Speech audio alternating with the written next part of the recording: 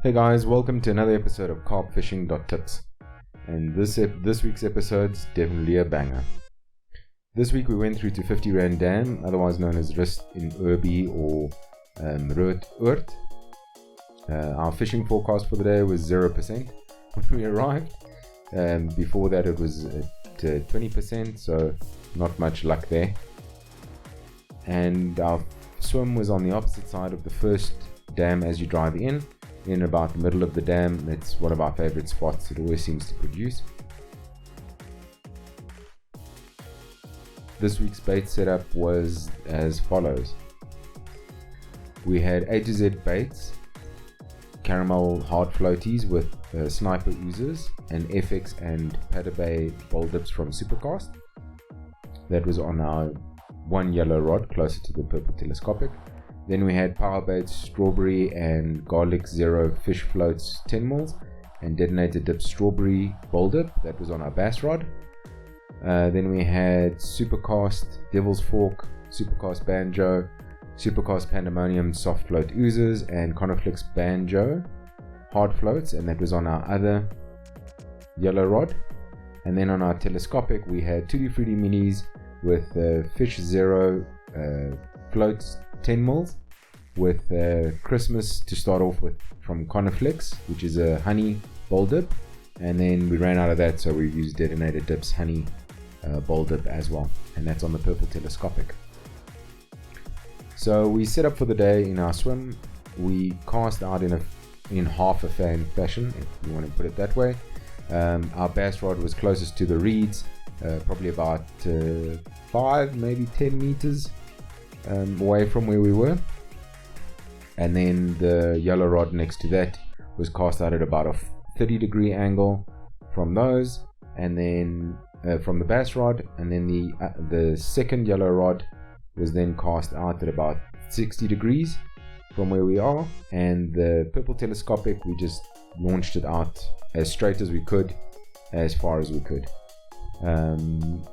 The distance on that telescopic when we measured it just before we left was about 54 meters. That's how far we could get it in, and that seemed to produce the most bites. We arrived quite late at the dam, so we weren't really sure if we were going to catch anything or if anything was going to happen. As you can see here, we did get a bite fairly quickly. We just finished putting in all the alarms, and next thing we knew there was a bite on this rod.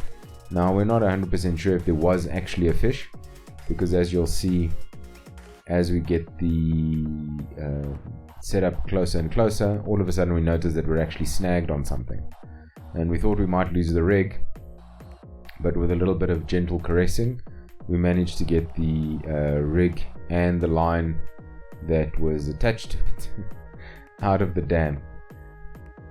Initially we thought we'd actually caught up someone else's line on the other side of the bank, but the more we pulled on it and we didn't see anyone trying to pull back, we realized that it's obviously just line and gear that was left in the dam. Obviously someone had broken off somewhere, and as you can see we're just pulling line out of the dam.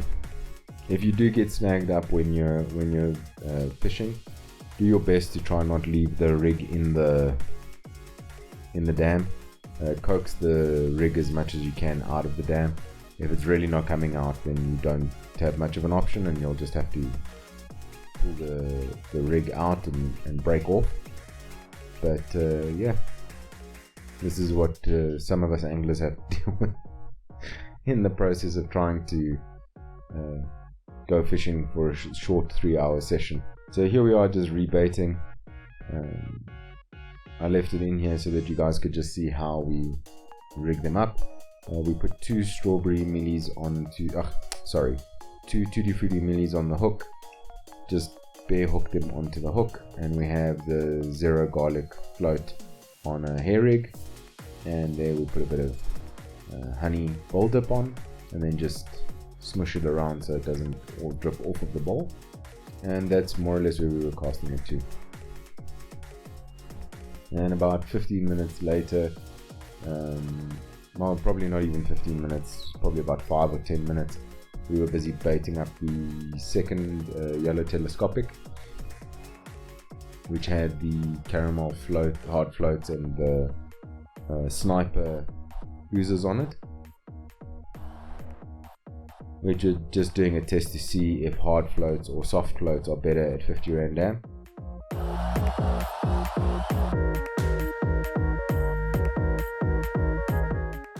And there the purple rod goes off again.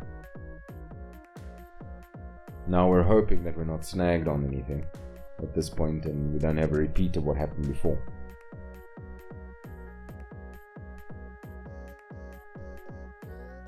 And here you start to see a bit of color.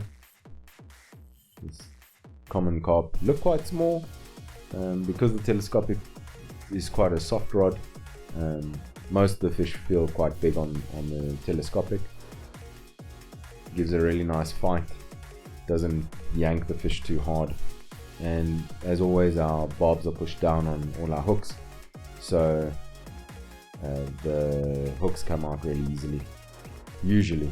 And this fish was a good size. It was about 3.9, was it? No, 3.65, so it was about 3.1 kilos. Really nice, good looking carp.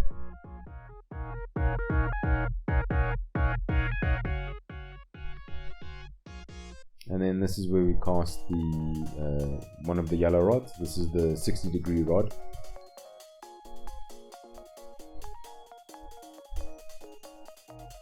As you can see, more or less about 60 degrees from where we are. And here goes the purple telescopic again. We were aiming at the building across the way there as a marker. And here's where the second yellow rod was, which is around the 30-degree mark.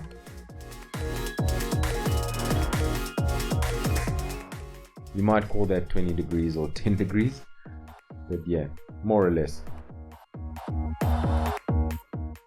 And then this is the bass rod. Never mind. There was a bite on the purple rod, and as smart as we are, we decided to reel in the line with the bobbin on it, and we reeled in the line too fast and the bobbin didn't have a chance to let the line go and it got wrapped up in the line. So we were thinking we were going to lose the fish before we actually managed to get it in. We finally managed to get the line out of the bobbin, and here we are trying to horse the fish in. Felt like quite a big fish. We saw a bit of color at this point, and then next thing we knew, we came off of the hook.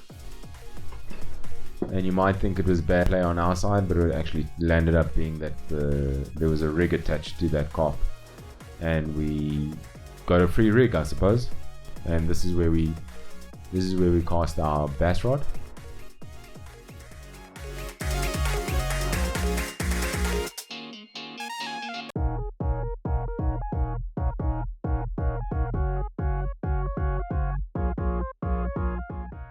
And the purple telescopic went off again. So we'd clearly found a really good distance to be casting to, and there seemed to be a lot of fish in that area. Not sure why or how. And again, we lost a fish due to a rig being connected to the fish, and our little bass rod went off. The savior of our tackle box. That bass rod produces like there's no other.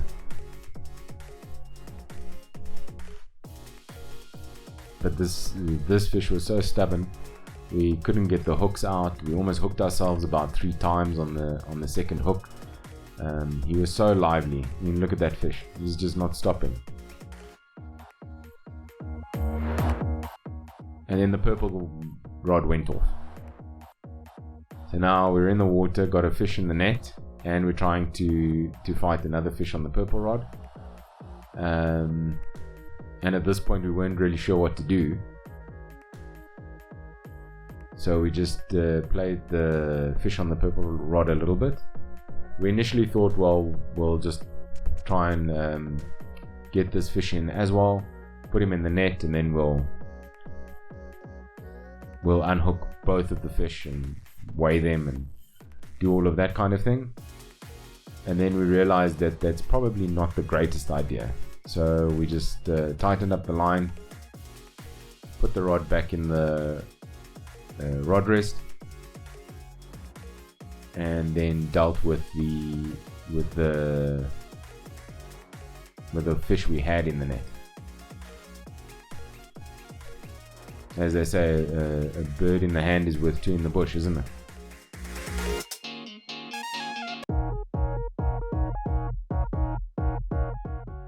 And at some point, while I was struggling trying to get this hook out of this fish's mouth, next thing I know, he just spat the hook out.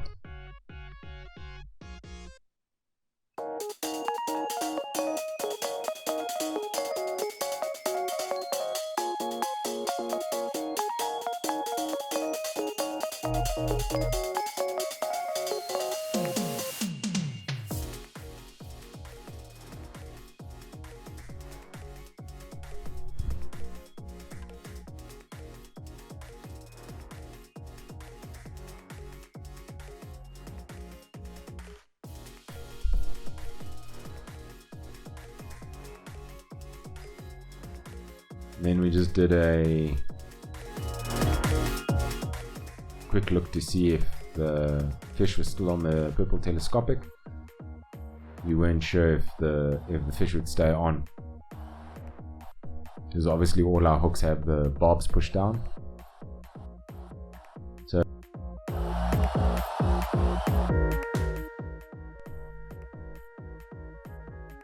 just got a quick weight on this guy.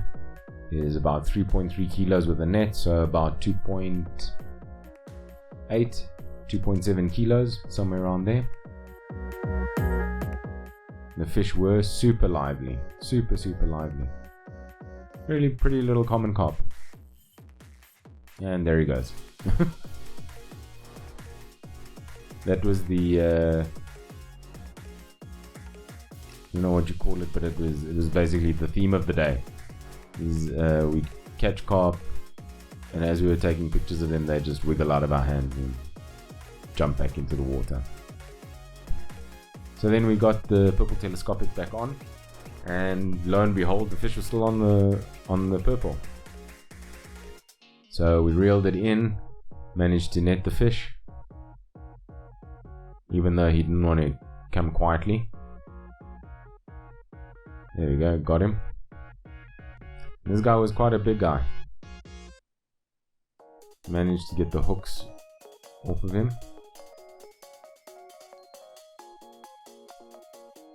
No, actually we didn't manage to get the hook out. We had to take him out of the water. If the fish are being difficult and all the rest of it, just put them on the carp mat, and with your net just cover their eyes. It tends to calm them down, like pretty much every animal. When you take away their sight, they tend to calm down quite a lot. And there we go, we got our rig off. Just be careful with these red fillet traces with the second hook. I almost hooked myself on the last fish, the fish before this, at least 2-3 times trying to get the hook out of the fish. And this guy was 4.495 kilos, so around 3.9 kilos, 3.8 without the net. Time for him to go back.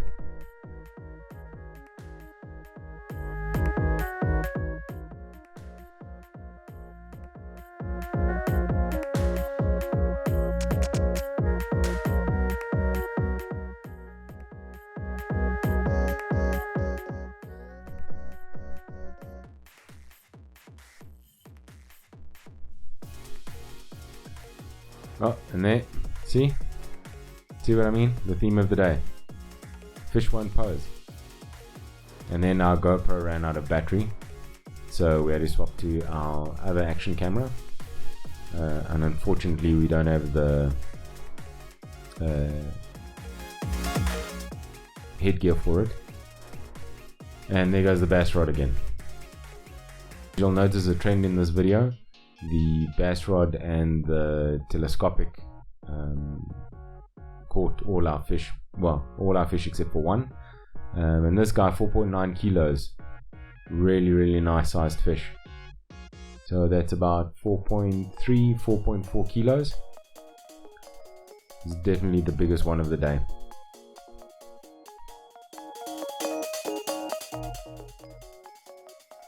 Sorry for the dodgy camera work, but this is taken off my cell phone. And as you can see, I decided to just try and get the fish back into the dam safely and save my camera from being dunked into the water.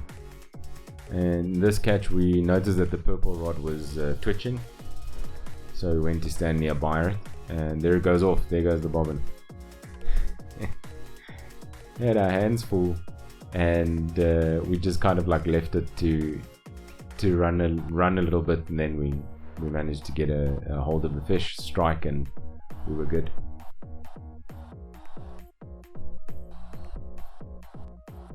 And this guy was 3.2 kilos, so about 2.7, 2.6 kilos.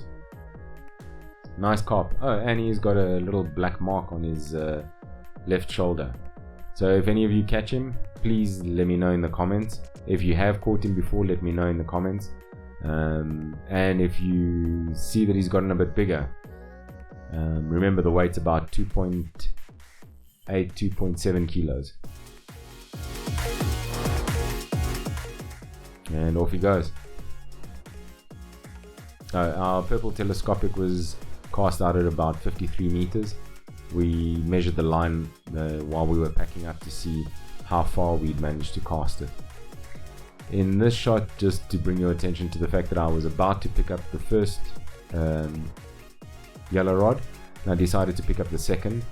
I think I did notice that rod had twitched a couple of times, and also because the bass rod had produced and that yellow rod was the closest to that bass rod, I thought, well, leave that one for last, because now that the bass rod's out of the dam, it's possible that there are fish congregating around that feed, and the only rod with a hook on it is that one that's nearby. So chances are, if there are carp in that area and they end up eating all the feed that's where the bass rod was, the next rod is this rod. So this one's got the highest probability of actually catching a fish. So I thought I'd leave it in and see if we can catch something.